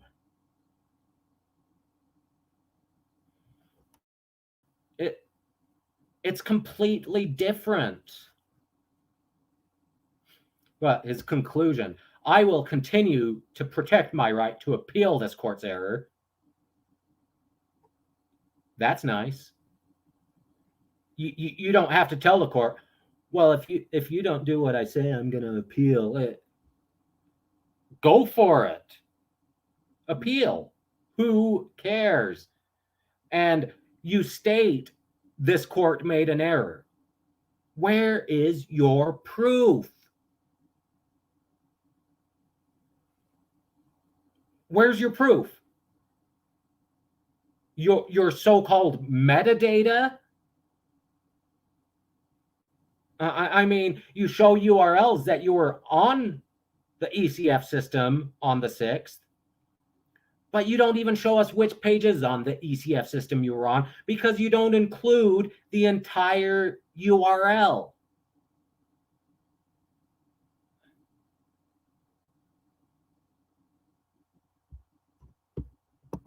And that's it, Surrender Monkey. He thinks if Kate makes a video of talking about him or discussing laws, that is harassment. It's not. It's free speech. She can talk about you all she wants. You, on the other hand, going into her chat, making threats, is harassment. You could be found in contempt for that. Her responding to your harassment, to your threats in her chat, you chose to contact her. It's asinine. But so I will continue to protect my right to appeal this court's error, as described in my motion motion to correct and its supplemented points and authorities, and will have an appeal option should I fail to win on the merits. You can appeal all you want. It's going to be laughed out of the appeals courts. If I'm forced to litigate a copyright claim in this circuit, you're not forced to litigate anything.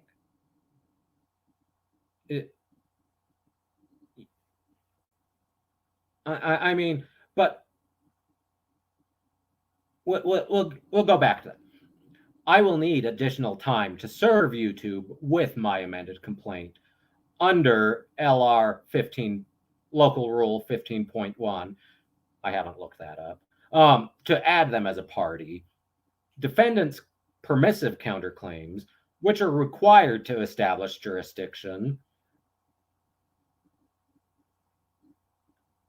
will be successfully attacked on their lack of jurisdiction, both subject and personal in the interest of justice and saving monies that the defendants claim that I'm trying to run up, I pray for my motions leading to a voluntary dismissal be granted. That's it. He's not being forced to do anything. He chose to sue. He chose this. But, so, if I'm forced to litigate a copyright claim in this circuit, if you want to sue them for copyright, you have to sue them in the circuit where they're domiciled. That's the only place you can sue them. No question.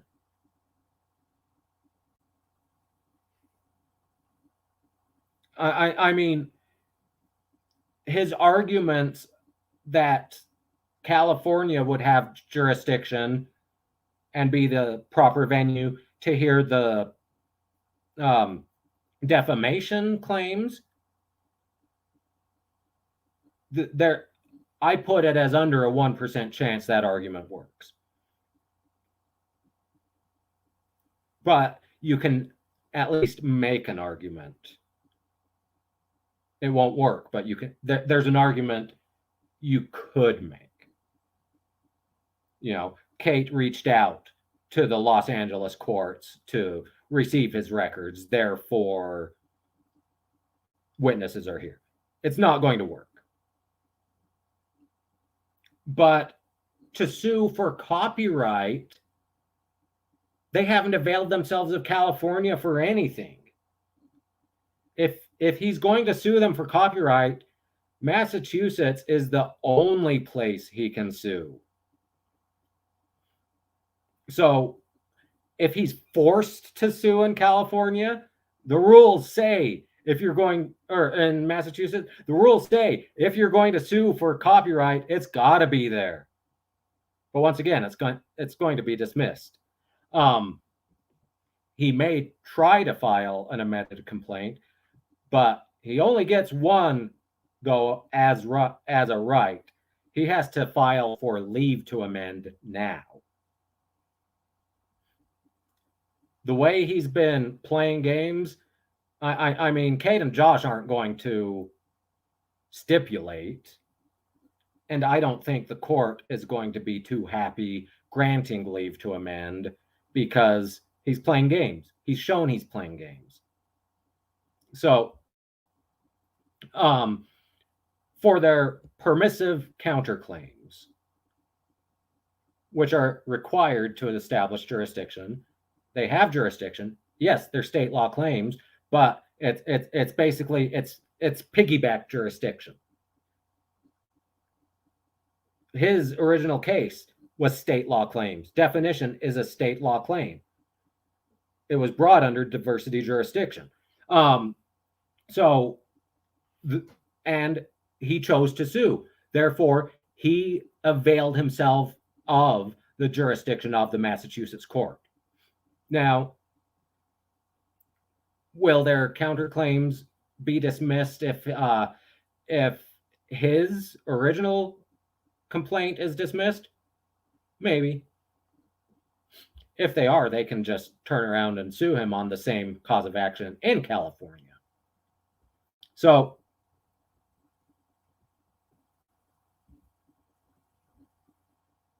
and once again, his saying jurisdiction will be successfully attacked on their lack of jurisdiction, that's another conclusory statement. Why will it be successfully attacked? Under what facts? Under what rules? Bring it now. Tell us why these claims have no jurisdiction. Well, do it in your answer, really, but and him going back and forth, unable to make up his mind what he's really suing for. This is, the court can infer he is trying to rack up legal fees. Him saying, oh, well, you should dismiss so I can refile in California and the defendants won't rack up even more legal fees. This is just another ploy of his. we know he's intending to increase legal fees. So him saying this, he's basically just trying to cover his ass, and it's not going to work. So certification pursuant to local rule 7.1a, that's the meet and confer before filing a motion. The judge excused that rule for this case because Delete Lawz can't play nicely. So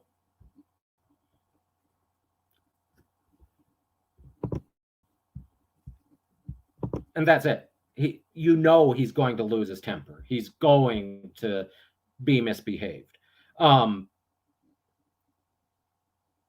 If I were Kate and Josh, if I were Benjamin Wish or Joshua Garrick, I don't know that the judge would grant this, but I would already have a request that all proceedings, all court hearings are in person only, no telephonic appearances.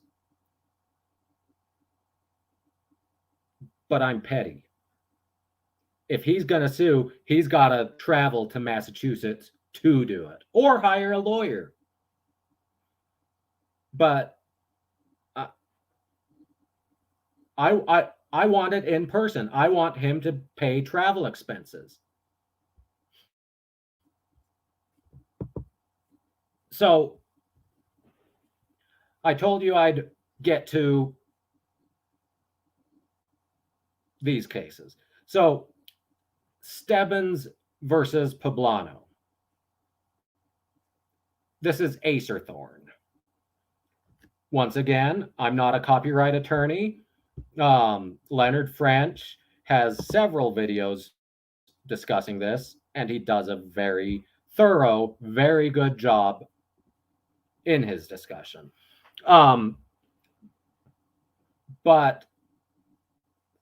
this is the one that was discussed on the plot hole a couple days ago with Johnny O, JL Warren, and Beaver Zero, Brainy Beaver. PhD Tony might have been on at the time. I'm not sure. He was on that stream, but not the whole stream. So it doesn't, this case isn't a fair use case, but it is a copyright case, and it's an example of what Google, YouTube might do. And that's it. This Acerthorn case isn't like it, but it's still, I think, relevant procedurally. So the YouTube Acerthorn, David Stebbins, essentially butt dialed a live stream. He had an unintentional live stream that he didn't participate in. He was just in the background making noises, talking to himself.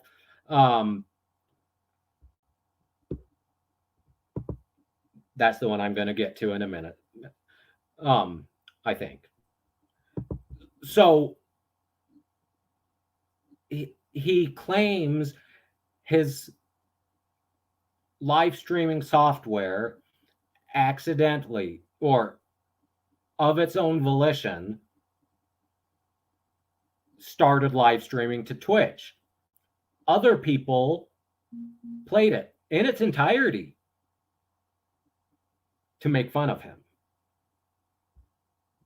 So he sued them for copyright violation. The problem with that is copyright requires human participation. So an AI artwork cannot be copyrighted. The definitive case on this is, I think it was a chimpanzee took a selfie with a camera. The owner of the camera, I think it might have been the owner of the chimpanzee, tried to copyright that picture. The court ruled it cannot be copyrighted because a human didn't create it. A chimpanzee created it. Chimpanzees have no copyright protections. Artificial intelligence has no copyright. A computer malfunction has no copyright. So this guy, Stebbins, Acerthorn, sued everyone for a lot of money. And he sued YouTube, Google. Or I think he so he the defendants didn't respond in a timely manner. So, except for YouTube. So he voluntarily dismissed YouTube from the case and filed default judgments, requested default judgments against the YouTuber defendants. So YouTube, Google said, hang on a minute, and they intervened. They said, we want to take the place of these defendants because this cannot be copyrighted, and we want to defend that this cannot be copyrighted. And they were allowed to become the defendants, even though he had dismissed them as a defendant. And they won. It was not copyrighted. So, do I think Google will intervene in this case? I don't. But at some point, their lawyers know that Delete Lawz has fought, on their internal system, struck however many hundreds of videos with false copyright strikes. At some point, YouTube might intervene and say, you know what? We think this is nonsense. We want it to stop. We want in on this lawsuit to defend it because it has an impact on all of our streamers. We want to create case law. Do I think it's going to happen? No. But if he pisses them off enough, maybe. So, and it's Alpha Fox Adam, it's intervene, not impleters, interveners. The most famous that I know of intervener was in, I think it was 2012, the California gay marriage law. The state of California didn't defend it, and so an intervener stepped in to defend it, but still lost. So finally, I haven't pulled it up, the Discussing Lawz says, well, I can't sound like a 12-year-old with snot in my nose.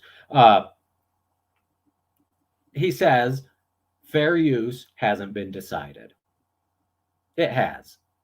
It's in it's a statutory provision. We already read that. Section 107 of the Copyright Act, if I remember. But there's a lot of case law on it. There's, like I said, in that website we looked at from the Copyright Office, they have an index of cases that have been decided as fair use and cases that have been decided not to be fair use. But I think the most famous case is the Aquila Hughes versus Sargon of Akkad. So Aquila Hughes posted a video. Once again, this is fully covered by Leonard French, among others. But she posted a video from the Hillary Clinton election night party, and they were crestfallen when they realized she had lost. Sargon of Akkad posted that video. I don't think it was the full video, it was a snippet, but there was no commentary. It was found to be fair use. She sued him over it. The court found it to be fair use. And the court found that she had hundreds of thousands of dollars of legal fees. Well, he had hundreds of thousands of legal fees that she was on the hook for. So I hate to tell you, Delete Lawz and Discussing Laws, there's case law on YouTube. Fair use is a thing. You're going to lose. And that might be the case. I've never actually watched him. I don't think I would watch him. But whether you agree with his politics or not, fair use is fair use. So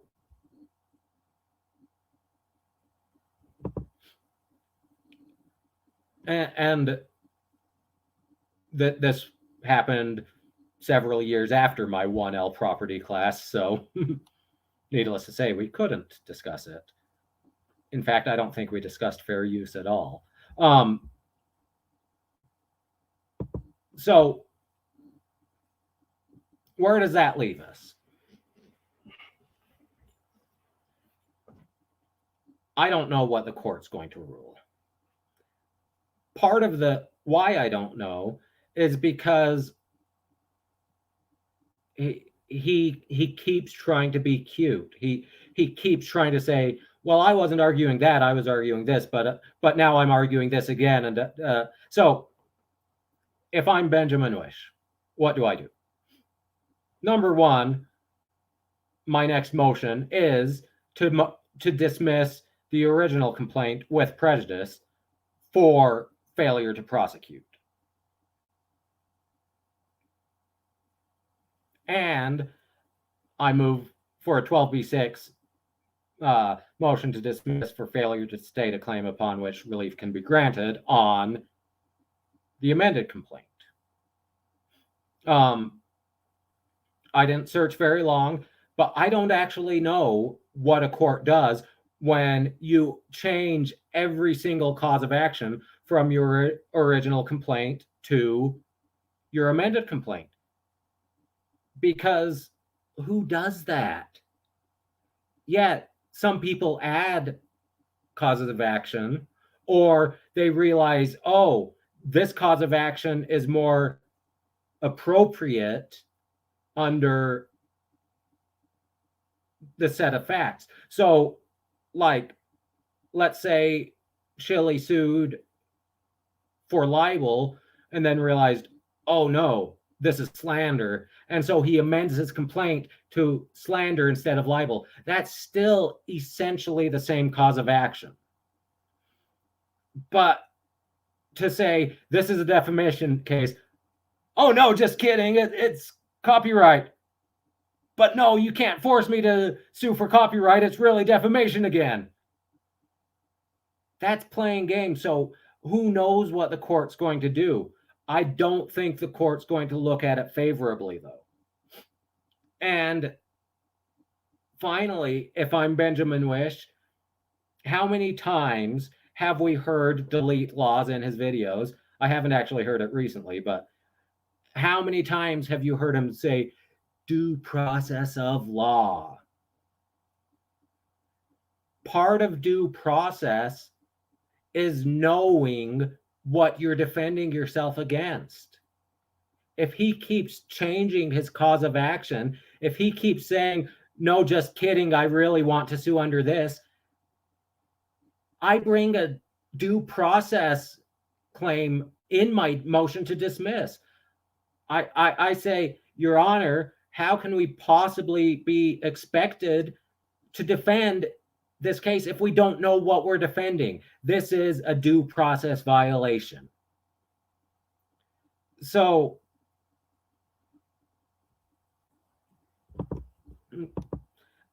and that's it, Alpha Fox Adam. It could be a withdrawal of the original claim, but once again, it should be dismissed with prejudice because he doesn't have leave to file it in a new court. Their filing a responsive pleading has locked it in. So it's, I mean, I highly doubt the Central District of California would have jurisdiction over Kate and Josh, but they still have to file the, is it 12B1, lack of jurisdiction, or 12B2, lack of, improper venue. They still have to file the motion, and that costs money. So,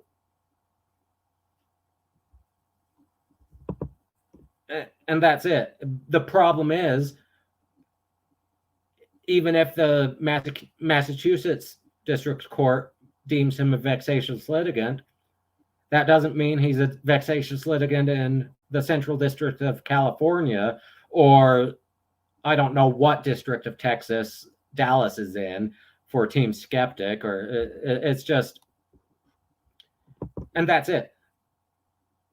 Why would anyone take the case? It's, you look at Leibowitz, he took cases from defendants or from plaintiffs who couldn't pay him, but that was under the understanding that if they won, they'd receive attorney's fees. There's virtually no chance of winning this. So what attorney in their right mind takes it thinking, oh yeah, I'll just get attorney's fees from the defendant? It's not going to happen. And that actually brings me, I realize it has nothing to do with this case, but his last live stream, I think it was his last live stream before his YouTube suspension, when he was doing the fundraiser for Deborah Rogers. So something made me laugh on that. If you recall, she was trying to raise $3,000 to pay a defense lawyer in her DUI case, and with the other charges involved. When she qualifies for a public defender but refuses to cooperate with them, thinks she knows better, thinks there's no Cherokee Nation jurisdiction, blah blah blah. So what happens is, she's trying to hire a private attorney for $3,000. He wants it all up front. That's standard. But what she said is, he wants it all up front. He won't take it on contingency. He could be disbarred if he took it on contingency. Lawyers are not allowed, under any circumstance, to take a criminal defense case on contingency. They are not allowed to take family law cases on contingency, or estate planning, I believe. So it's unethical, it's illegal to take a defense case on contingency. So I thought that comment that she made was amusing. So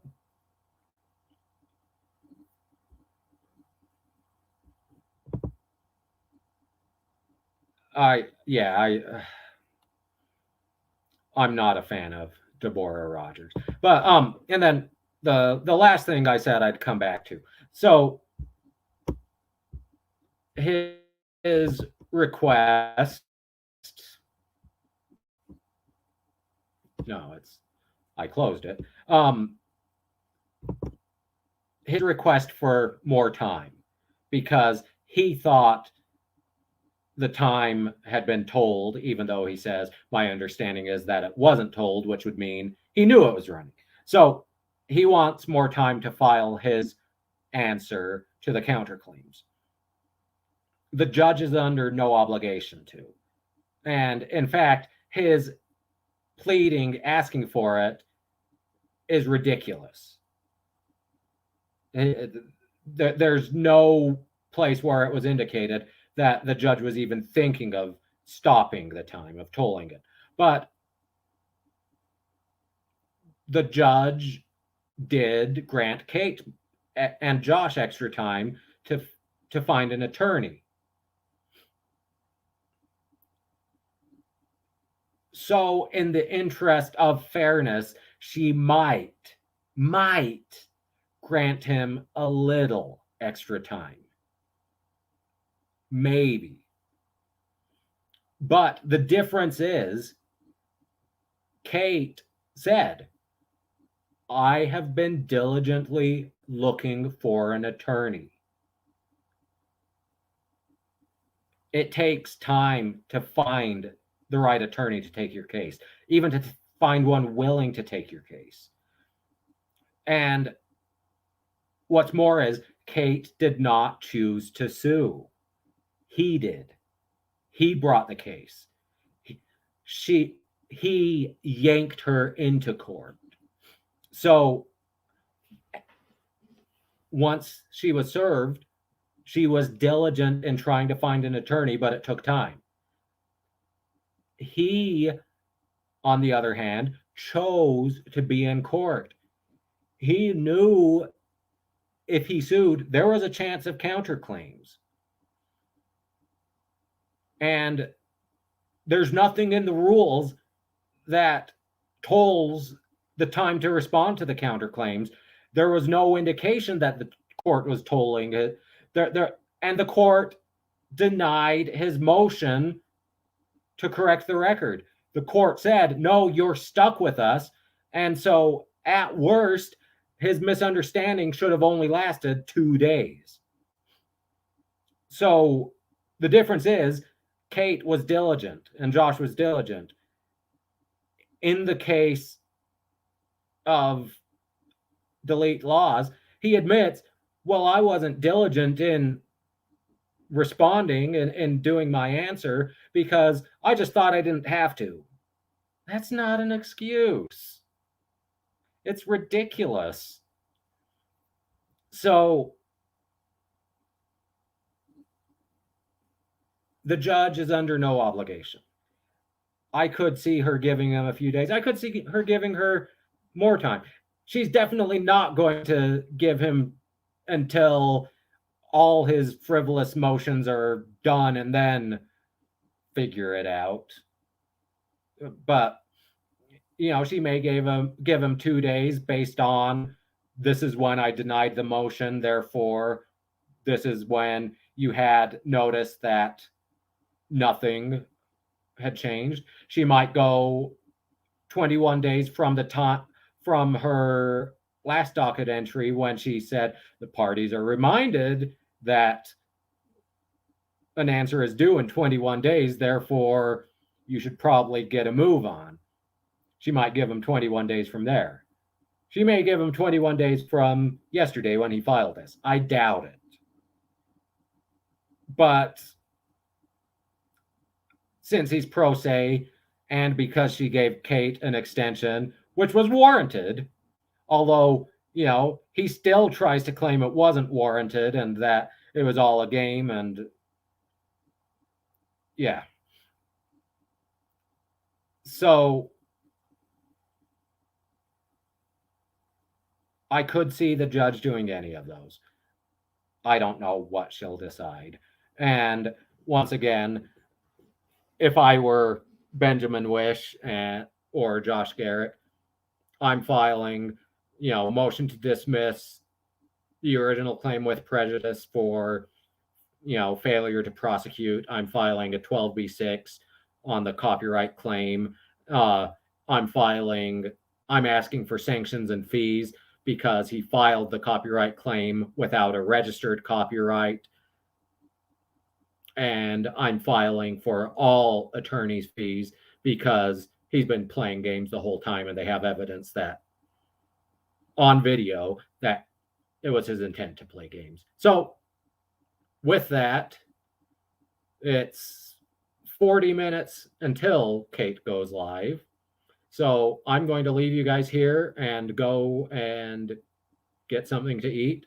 I might see you guys in her live chat. Don't forget, please like, subscribe, share. Tell Kate's chat to come watch this video when they're done. And I will see you guys next time. Have a great night. Thanks for hanging out and listening to me babble.